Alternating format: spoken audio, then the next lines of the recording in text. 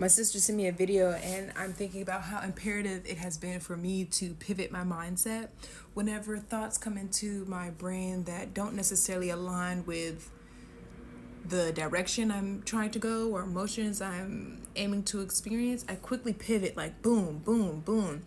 And I realized that I felt like I didn't have control before. When I was younger, especially when you're younger and you have to listen to what your parents are saying, which sometimes may defy the direction of which you want to actually go. And I'm thinking about, as an adult, how imperative it is to listen to what your body is telling you and to realize when your brain has internalized projections that have been placed upon you, and how imperative it is to pivot your mind constantly. And that's a muscle that you have to train to strengthen, and realizing that everybody around you is not in the mental gym.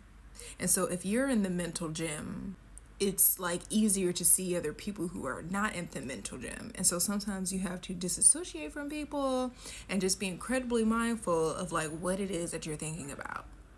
Take control over what it is that you're thinking about, because you can.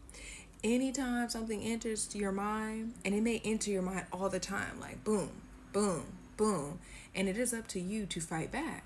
And I think that's where those metaphors of like devil and angel on your shoulder, because it's you versus you. And all the versions of you are in a battle. And people can tell when you're at war with yourself, as you mature, become a bit more cognizant, and you're practicing discernment. People can tell when you're at war with yourself, because when you're at war with yourself, you're projecting it outward.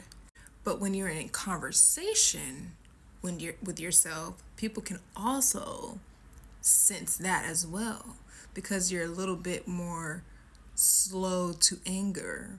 You practice patience, and you're a bit more observant, because you're practicing a level of self-awareness that other people perhaps may not be practicing. And with that comes a level of like self-assessment.